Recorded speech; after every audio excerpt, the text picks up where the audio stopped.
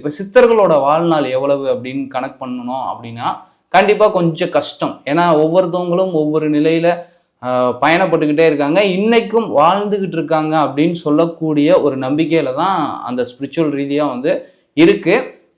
இந்த புத்தகங்கள்லாம் அவங்களுடைய கான்சியஸ் தான், அவங்களுடைய அறிவு நமக்கு இங்கே பயன்பட்டுக்கிட்டு இருக்குல்ல. ஸோ இந்த புத்தகங்கள் வழியா இன்னைக்கு அவங்க ஸ்தூலத்தில் இல்லாட்டினாலும் சூட்சமத்தில் வாழ்ந்துகிட்டு இருக்காங்க.